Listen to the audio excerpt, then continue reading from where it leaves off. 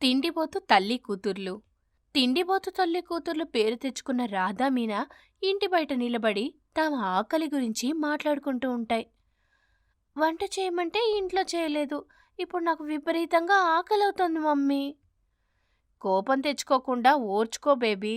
మరి కాసేపట్లో మనకు మాలతి కాకి నుంచి తన ఇంటికి భోజనానికి రమ్మనే కబురొస్తుంది. మనం వెళ్ళి మనకు కావలసిన వాటిని కావాల్సినంతగా తిని వద్దాం. ఇదే మాట లేచినప్పటి నుంచి చెప్తున్నా మమ్మీ. ఆ మాలతి ఆంటీ ఇంతవరకు మన ఇంటికి రాలేదు. మనల్ని భోజనానికి రమ్మని పిలవలేదు. నాకు మాత్రం విపరీతంగా ఆకలవుతోంది. మరొక 10 నిమిషాలు చూద్దాం బేబీ. కాకి మాలతి పిలవకపోతే మనమే తన ఇంటికి వెళ్దాం అని కూతురు మీనాకి సర్ది చెప్పింది తల్లి పిచ్చుక రాధ. సరిగ్గా అప్పుడే కాకి మాలతి సంతోషంగా రాధ పిచ్చుక ఇంటివైపు వెళ్తుండగా దారిలో కీర్తి చిలక కలిసింది. ఎక్కడికే అంత హుషారుగా వెళ్తున్నావు? ఇంకెక్కడికి, రాధ పిచ్చుక దగ్గరికి వెళ్తున్నాను.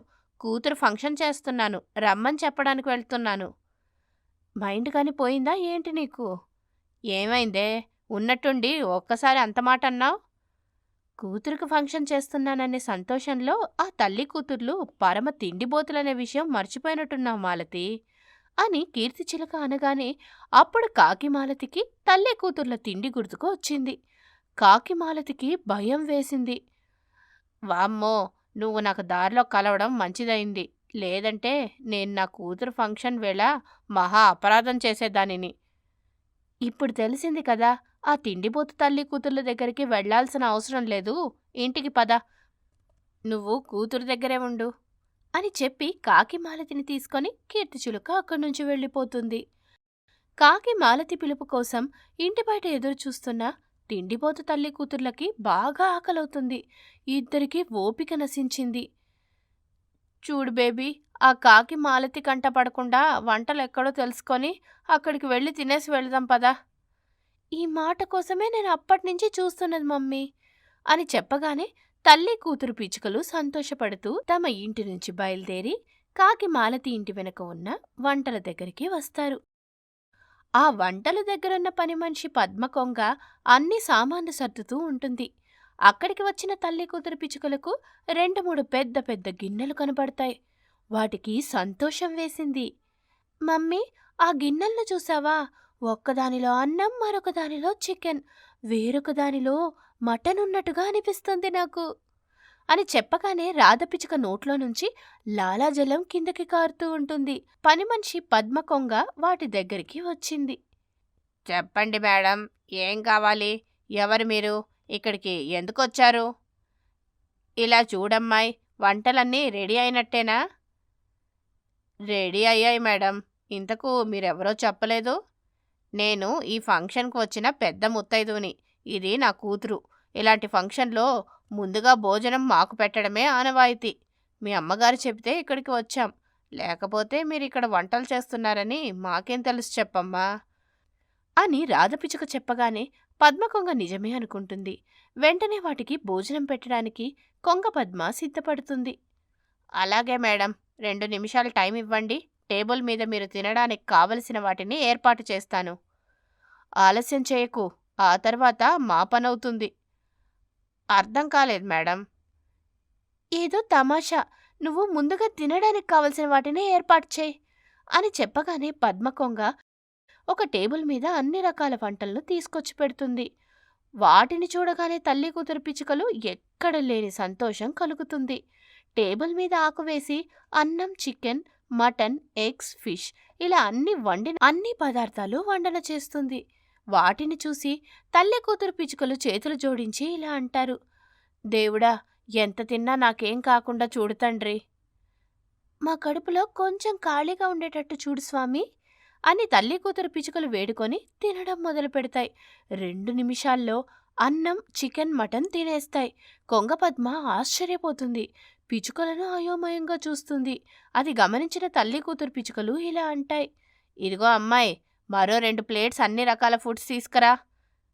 ఏ ఒక్కటి మర్చిపోవద్దు, అన్నీ ఉండాలి అని చెప్పగానే పద్మకొంగ మళ్ళీ రకరకాల ఫుడ్స్ తీసుకొచ్చి అవి చూస్తుండగానే టేబుల్ మీద పెడుతుంది. తల్లి కూతురు పిచ్చుకలు ఆలస్యం చేయకుండా వాటిని గబగబా తింటూ ఉంటాయి.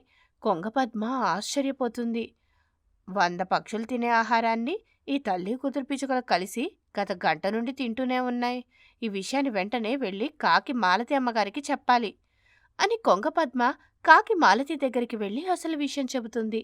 తిండి మీద సంబరంతో కొంగ పద్మ ఎక్కడికి వెళ్ళిందో గ్రహించకుండా తల్లి కూతురు పిచ్చుకలు తింటూనే ఉంటాయి. కొంగ పద్మ చెప్పింది విని కాకి మాలతి షాక్ అవుతుంది.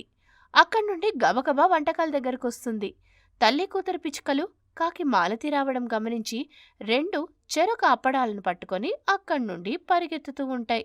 వాటి వెనకాలే కాకి మాలతి కర్ర పట్టుకొని పరిగెత్తుతూ ఉంటుంది. క్రూరమైన సవతి తల్లి. ఒక అడవి ప్రాంతంలో సవతి తల్లి మీనాకాకి ఉండేది. చిన్ని, మైనా అనే పిచుక పిల్లలను ఆహారం కోసం చాలా కష్టపెట్టేది.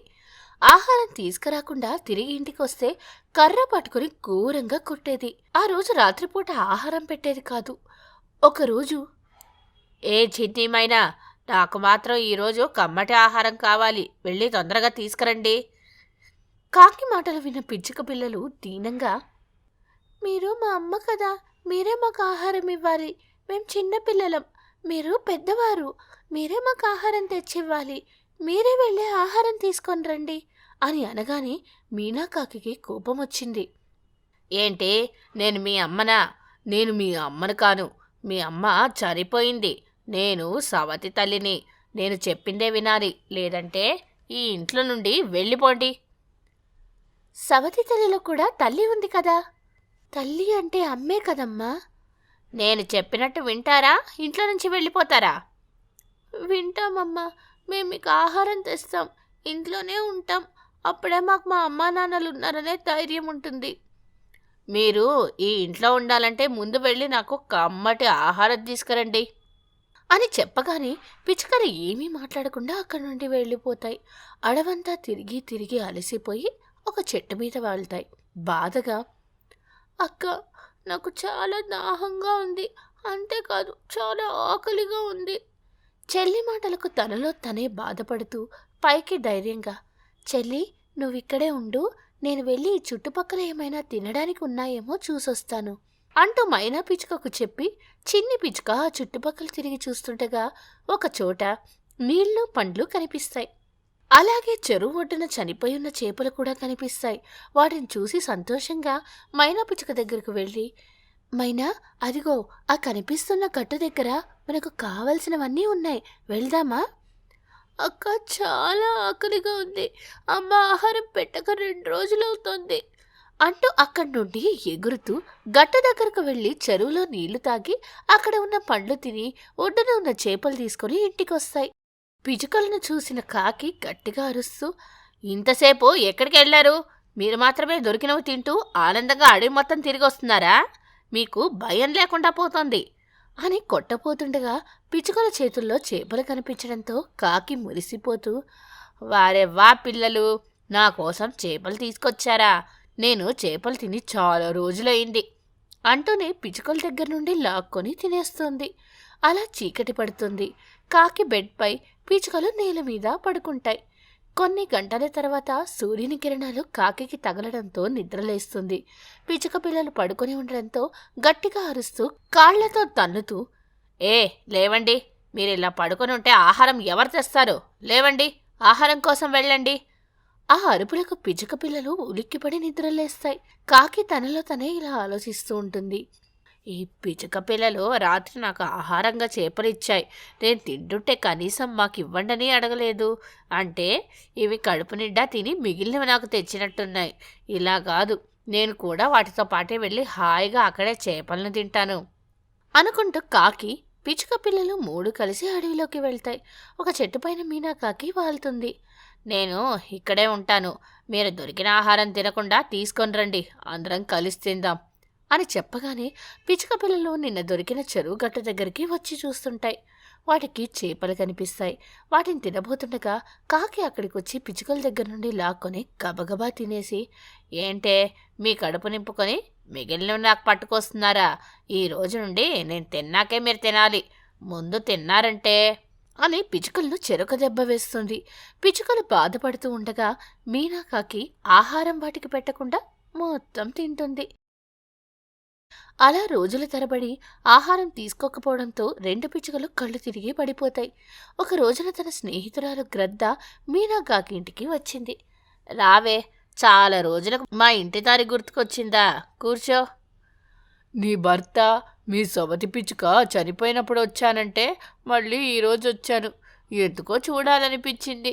చాలా కాలమైంది కదా అని చెప్పి ఇద్దరు మాట్లాడుకుంటూ చాలా సమయం గడుపుతారు. నువ్వు కూరలు బాగా చేస్తావు కదా, ఈరోజు నా కోసం వండి పెడతావా మీనా? తప్పకుండా వండి పెడతాను. నేను కష్టాల్లో ఉన్నప్పుడు నాకు చాలా సాయం చేసావు. నీకు ఒక్క పూట ఆహారం పెట్టలేనా? కూర్చోవే, నేను వంట చేసి తీసుకొస్తాను అంటూ కాకి వంటింట్లోకి వెళ్తుంది. అక్కడ సరుకులన్నీ అయిపోయి ఉంటాయి. దాంతో ఇంట్లో సరుకులు ఏమీ లేవు, ఆ చిన్ని పిచ్చుకకు చెప్పి తీసుకొని రమ్మంటాను అంటూ ఇల్లంతా చూస్తుంది. ఇంట్లో ఒక దగ్గర పడుకొని ఉంటాయి. వాటిని చూసి ఇంట్లోకి ఆహారం తీసుకొని రాకుండా హాయిగా నిద్రపోతున్నాయి అంటూ కోపంగా కొడుతూ ఉంటుంది. స్పృహ కోల్పోయిన ఆ పిచ్చుకలు లేవకపోవడంతో కోపంతో రగిలిపోయి, నిద్రపోకుండా ఆహారం కోసం పంపిస్తానని ఇలా నిద్రపోయినట్టు నటిస్తున్నారు కదా, ఇంకా మీ ఆటలు సాగవు. మిమ్మల్ని ఆహారంగా వండి నా స్నేహితురాలకి కమ్మటి ఆహారం పెడతాను అంటూ ఆ పిచ్చుక పిల్లల తలలు నరికి వాటిని ఆహారంగా వండి తన స్నేహితురాలికి పెట్టి కాకి కూడా తింటుంది. గ్రద్ద బాగుందనుకుంటూ తింటూ, ఇలాంటి రుచికరమైన ఆహారం నేనిప్పుడు తినలేదు. నీ చేతి వంట చాలా బాగుంటుంది అంటూ కడుపు నిండా తింటూ రెండు మాట్లాడుకుంటూ ఉంటాయి.